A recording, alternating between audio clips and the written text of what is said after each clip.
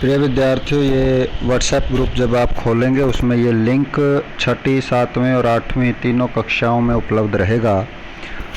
यहाँ पर मैं कक्षा 6ठी के लिए यहाँ पे कक्षा 5 लिखा हुआ है, कक्षा 6 लिखा हुआ, कक्षा 7 और कक्षा 8।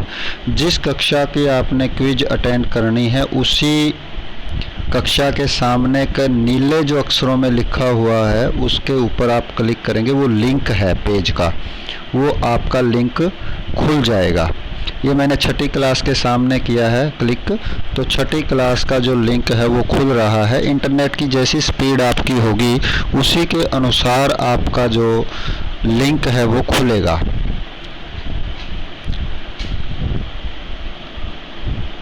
ये कक्षा 6 क्विज प्रतियोगिता 15 अगस्त। इसके बाद जितनी भी ये जानकारी दी हुई है वो सारी जानकारियां आपने अच्छे से पढ़ लेनी है और पढ़ने के बाद नेक्स्ट बटन पर क्लिक करना है।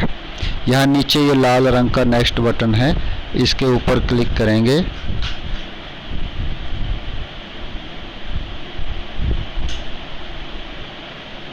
और ये आपके इंटरनेट की स्पीड के ऊपर निर्भर करेगा कि यह कितना जल्दी खुलता है। अब इसमें कक्षा 6 क्विज प्रतियोगिता 15 अगस्त रिक्वायर्ड, यानी कि जहाँ पर भी लाल बिंदु लगा हुआ है वो आपको स्थान जो है वो भरना ही पड़ेगा। अपना नाम लिखें, मैं एक बच्चे का नाम लिख के आपको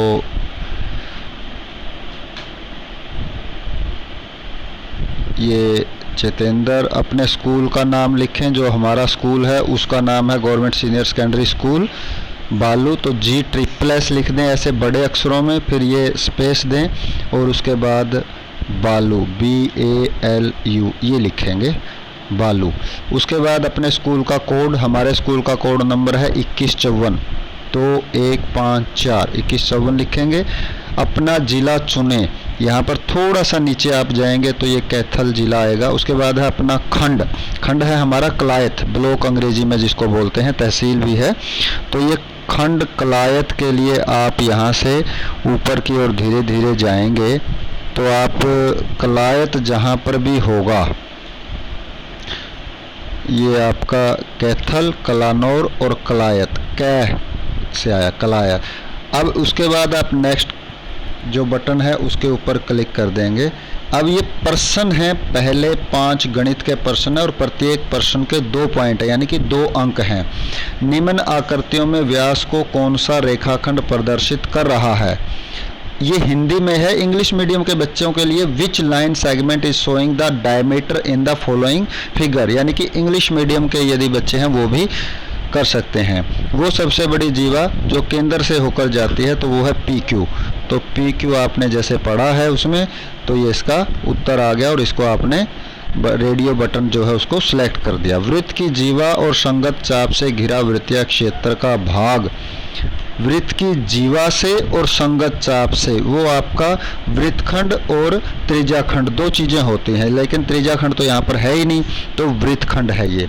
त्रिज्याओं और चाप से घिरा जो क्षेत्र होता है वो त्रिज्याखंड होता है, जीवा और संगत चाप से घिरा क्षेत्रफल वृत्तखंड कहलाता है। नीचे दिए गए चतुर्भुज में कोण A और कोण C, कोण A और कोण C आमने सामने के कोण हैं तो इसको बोलते हैं हम सम्मुख कोण। दिए गए त्रिभुज के अभ्यंतर में कितने बिंदु दर्शाए गए हैं? भीतर में कितने बिंदु हैं? तो वो 2 बिंदु हैं। मैं इसलिए भी भर रहा हूँ क्योंकि बिना भरे ये आगे नहीं जाएगा। जब तक एक भी प्रश्न का उत्तर दिए बिना आप छोड़ेंगे आपका नेक्स्ट बटन जो है वो क्लिक नहीं होगा। जैसे 5वां है, हमने छोड़ दिया, हमने ये किया, देखो ये नहीं हो रहा। This is a required question, यानी कि ये प्रश्न आपको करना ही होगा। नीचे दिए गए बहुभुज में कितने शीर्ष हैं? तो शीर्ष कितने हैं? जहाँ पर जितने बिंदु हैं तो 4, जहाँ पर 2 रेखाखंड आपस में आके मिलते हैं। तो 5 के 5 क्वेश्चन हो गए, तो हम नेक्स्ट पे क्लिक कर सकते हैं। अब अगला आएगा आपका हिंदी का। हिंदी में ये गद्यांश या पद्यांश दिया होगा वो पढ़ना है। वैसे तो उनकी पूरी कॉलोनी ही ज़मीन के नीचे बसी थी। यह जो सुरंगनुमा रास्ता था, अंदर दिए जल रहे थे और प्रवेश करने से पहले एक बंद दरवाजे का सामना करना पड़ता था। दरवाजे में एक खांचा बना हुआ था। छोटू ने खांचे में कार डाला तुरंत दरवाज़ा खुल गया। छोटू ने सुरंग में प्रवेश किया। अंदर वाले खांचे में सिक्योरिटी पास आ पहुंचा था।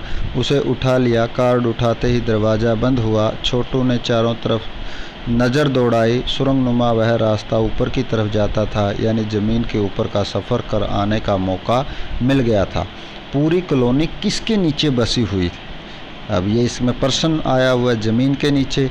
दरवाजे में एक खालिस्तान बना हुआ था। क्या बना हुआ था वो आपने पढ़ा है। दरवाज़ा खुलते ही छोटू ने कहाँ प्रवेश किया? कहाँ प्रवेश किया है? यदि आपको नहीं समझ में आ रहा तो आप दोबारा से उसको पढ़ेंगे। वह सुरंगनुमा रास्ता कहाँ जाता था? ये भी आपने पढ़ा है। सफ़र शब्द का सही अर्थ क्या है? यात्रा। और उसके बाद आप करेंगे नेक्स्ट पे क्लिक। नेक्स्ट पे क्लिक करने के बाद आपके पास आएंगे विज्ञान के प्रश्न। जिन परिवर्तनों को पुनः पहले जैसा नहीं कर सकते वे क्या कहलाते हैं?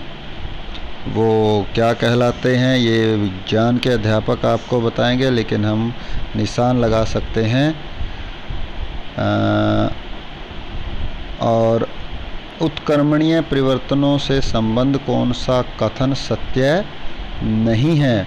पदार्थ आकार वापस प्राप्त कर सकते हैं, पदार्थ माप वापस कर सकते हैं, पदार्थों में रासायनिक अभिक्रिया होती है, पदार्थ में रासायनिक अभिक्रिया नहीं होती। अब हमें नहीं पता इसके बारे में, लेकिन हम निशान लगा रहे हैं। तो ये 13वां भी इसी तरह दिया हुआ है, हमने निशान लगाया, क्योंकि बिना निशान लगाए यदि हम नेक्स्ट पे सबमिट करना चाहेंगे तो ये नहीं होगा। तो ये देखिए आप, तो हमने इसका ये सही है या गलत है उसके लिए हमने, और ये सबमिट पे क्लिक कर दिया। अब सबमिट पे क्लिक करने के बाद आपका जो क्विज है वो पूरी हो गई है, और आप व्यू स्कोर यानी कि आपने कितने अंक प्राप्त किए, कौन सा आपका प्रश्न सही था और कौन सा गलत है, ये देख सकते हैं। ये आपका 26/30 यानी कि केवल 2% ही आपके गलत हुए हैं। 15 में से 13% सही हैं और 13 दूनी 26। ये पूरा का पूरा आप पढ़ें। इसके नीचे जो दिया हुआ है, प्रिय विद्यार्थियों क्या आप क्विज के लिए तैयार हैं? और ये अब अपनी जानकारी भरें। जो आपने भरा था वो सारा का सारा आया हुआ है। और उसके बाद आप देखें कि यहाँ पर जब आपका नाम भी है, आपका स्कूल का नाम है और आपका स्कूल कोड है, यहाँ से आपका इसका स्क्रीनशॉट लें। और स्क्रीनशॉट लेने के बाद फिर ये सेंड बटन पे आप करेंगे, और ये आप अपने जो कंसर्न टीचर हैं या व्हाट्सएप ग्रुप में है वो आप डाल दें। यहाँ से आप अपने सभी प्रश्नों के उत्तरों को देख सकते हैं। ये सारे प्रश्न उत्तर आपके सही हैं, ये आपका बिल्कुल सही है। और ये आपका देखिए जो 13वां प्रश्न है वो 13वां प्रश्न गलत है, और 13वें प्रश्न का सही उत्तर भी इसने दिया हुआ है करेक्ट आंसर करके। 14वां प्रश्न भी गलत है, ये उदासीकरण का निशान इसमें लग गया, लेकिन ये गलत है, ये उत्क्रमणीय आना इसका चाहिए था। और ठीक इस तरह से ये आपकी क्विज कंप्लीट हुई। अभी तक आपने बहुत सारी क्विज कर ली हैं। ये मैंने आपको इसलिए कहा कि बहुत सारे अभी भी बच्चे ऐसे थे जिन्होंने बाद में फ़ोन लिया या बाद में व्हाट्सएप ग्रुप से जुड़े, और जिनको अभी इसमें अपना जो स्कूल कोड है उसके बारे में और दूसरी जानकारियों की आवश्यकता थी। तो सभी के लिए ट्यूटोरियल बहुत बेहतर रहेगा। आशा करते हैं कि आप इसका फ़ायदा ज़रूर उठा पाएंगे। और यदि फिर भी किसी तरह की कोई समस्या आपको आती है तो आप कभी भी किसी भी अध्यापक से पूछने में झिझक महसूस ना करें। Thank you.